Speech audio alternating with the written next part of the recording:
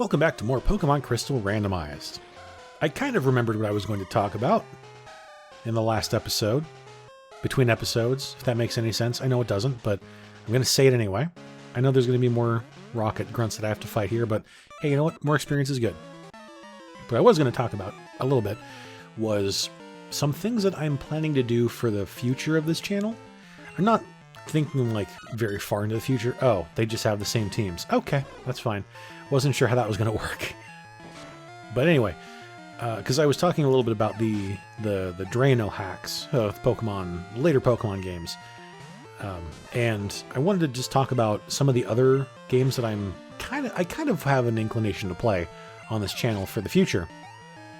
Because I do want to play those hacks again, because it's been long enough since I've played those hacks that I think it would be fun to sort of go through it again and like pick a team to run with and just sort of go through with that. Because the times that I played through those hacks, I like planned out my team well in advance, and it's still, they weren't perfect teams obviously, but they did pretty decently for what they did. But I kind of want to mix things up and go with teams that I might not necessarily have thought that I would not have necessarily used.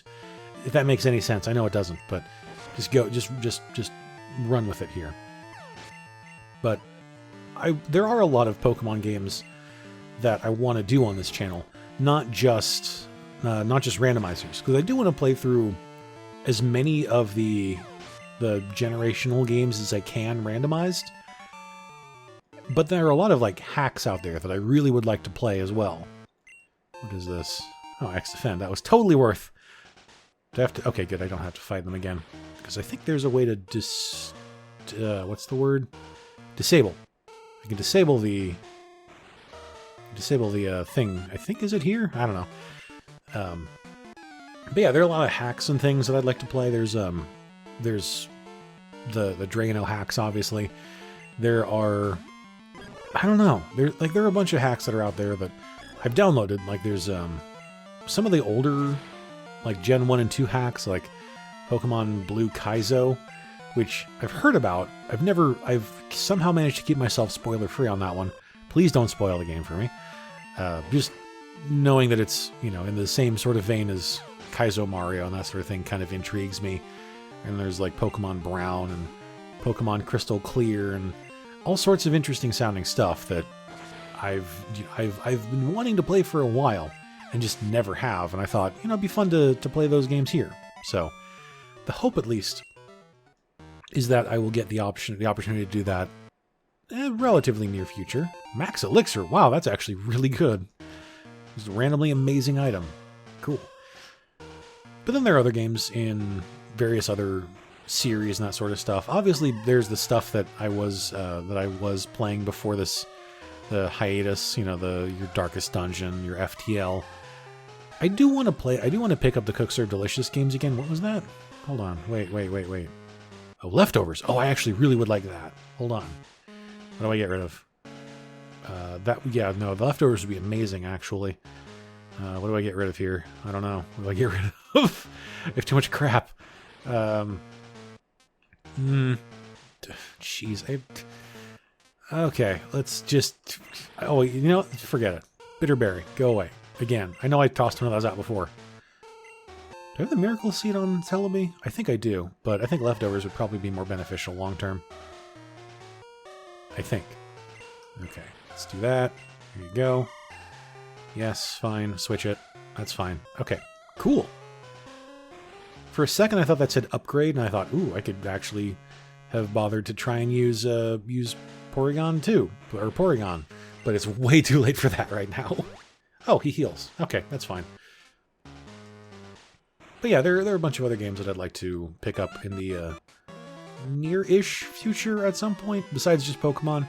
And again, just when I'm kind of running with this new schedule of kind of just playing games, however, in like whatever order I want to play them in, I kind of like that instead of sticking to a specific schedule, just because when I'm sticking to a specific schedule, it feels like weirdly more limiting, because it's like, okay, well, I have to play Darkest Dungeon, then I have to play FTL, and I have to play this and that, whatever. Whereas with this, it's like, this new sort of non-schedule schedule. I like that. Just being able to say, okay, today I feel like playing and recording, 6 episodes of Pokemon Randomized. Or today I feel like recording 4 episodes of Legend of Keepers. Or I feel like playing 4 episodes of Darkest Dungeon. And just do that and just kind of enjoy myself. Because again, as I talked about previously, for me, if I'm playing games to enjoy them, not to hate myself or feel like I'm superior to everyone else when playing the game. Like if, people who play battle royales and are like, I have to play games because I only play games to be the best at whatever. It's like, I don't know. I don't feel like I have to be the best like no one ever was. I mean, except in Pokemon, obviously, because catching them is my real test and training them is my cause. So, other than that, I don't really feel like I guess, I don't know, maybe you can say, oh, that just means you don't have the drive to be #1 pro elite gamer. It's like, yeah, because I don't really care about being elite or whatever. Like, I care about enjoying myself, I don't know, maybe I'm just talking out of my ass, which I do a lot of the time. Not quite Ace Ventura style, but, What's weird is I've been thinking about watching that movie again, but it's one of those movies that I think has aged about as poorly as a movie can age, just considering how extremely transphobic that movie was. And just, like, I have a hard time convincing myself that I know it won't be good anymore. It's definitely not going to be as good as people remember it being back in 1993 or whenever it was that it came out. But still, part of me is kind of curious just to see what it was like, Maybe. I don't know. If nothing else, it's like 80 minutes long, so it's not horrible. At least I like to think it might not be horrible, but... Okay, here's a question I have about the various streaming platforms, like censoring. Oh, I'm out of space again. Damn it. Okay, so here's my question for you. So, a few months ago, Hulu basically removed several episodes of It's Always Sunny in Philadelphia. And I know there was like at least one episode of The Golden Girls that was removed also because of whether it was on purpose or not. It was sort of like implied. And again, this is probably an uncomfortable topic. I will freely admit that. But at least with the It's Always Sunny episodes, we know for a fact that it was because of some of the characters were dressing in blackface, which is extremely not okay, obviously. And it's fine. Like, I don't mind that those episodes were taken down. And I think it was actually the creators of the show were fine with it. I think they actually might have been the ones that said that they should be taken down. But my thing about this is not that they took it down. It's that it feels like it was sort of like they were selective when it came to which type of offensive content was taken down and which stuff was left up there. Because there are several episodes of that show that it has pretty prominent Nazi imagery. And those episodes were not taken down. And I'm wondering, are those going to get taken down ever? And, you wonder, also there were a couple episodes that were taken down, obviously because of the blackface stuff, were the Lethal Weapon 5 and 6 episodes. And those also portray Native Americans in an extremely negative light. And I'm thinking, if blackface wasn't an issue there, would they have taken those episodes down because of the offensive portrayal of Native Americans? Would that have happened, or would it not have? I wonder that kind of stuff sometimes, Like, at what point do either the creators of these shows or the streaming services at what point do they, like, where's the line drawn? Because I feel like if they're going to remove episodes for like stereotypical portrayal of black people, that they probably should do the same thing for Native Americans, for trans people, for Asian people, for, anything like that, which I know you're probably going to say, well, where's the stop, slippery slope, blah, blah, straw man argument. Maybe just, get with the times and be like, yeah, racism is really bad, and maybe you shouldn't be mad that, like, your favorite show that has the most offensive crap on that you can possibly imagine, maybe don't be so mad that your extremely racist TV show was taken down. Maybe be like, yeah, it's probably for the best, because the show's extremely terrible and offensive, and, whatever. I don't know why. I know I got off this tangent because of Ace Ventura, but at the same time, like, yes, I'm curious what the show or what that movie would be like to watch nowadays. On the other hand, it's like, it doesn't really matter that much, and I would be okay with not actually ever watching that movie again. It's not like... Okay. There is also a part of me that is sort of ancient power. That's a good move. It's not good enough, though. But it's like, part of me just doesn't... I can't... Like, I don't condone racism. But then there is a very small part of me that says that sort of collector's mentality that I have sometimes, which I'm trying to break myself of, honestly. But, oh wait, did I even... Oh crap, I didn't get the passwords. Whoops. But there's just like... I don't know how to explain it. It's this mentality that I had regarding video games, especially about games that are...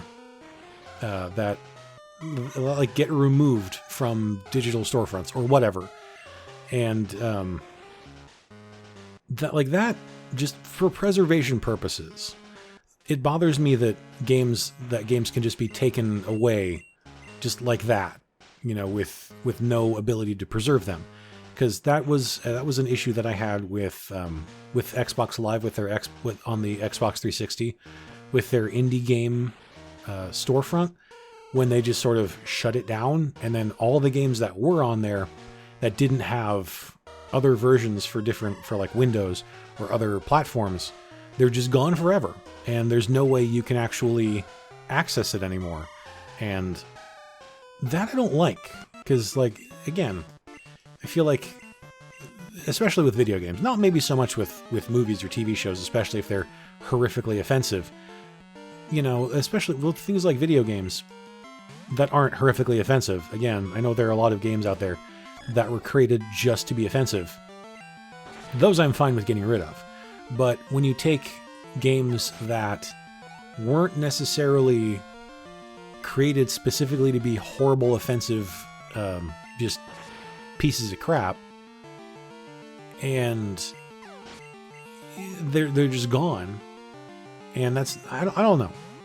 I feel like I'm not explaining anything very well right now, but it has been, for me, a relatively long day of recording, which I like. I do enjoy spending time doing this, obviously. Otherwise, I wouldn't be doing it. But it gets to a point where it's like, I don't really know what I'm talking about anymore.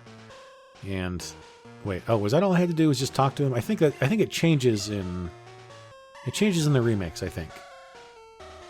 So I'm sorry for not really making any sense, but that's just kind of what happens when I record a bunch of episodes of 2 different series all in one day, and I'm not paid. This isn't like my life. Not yet. We'll see. If we get to the point where I can actually like make a living off of this, then yeah, maybe we'll do that for a living. But until then, let's be real here. It's like probably 99.99% luck that something like that would happen at all.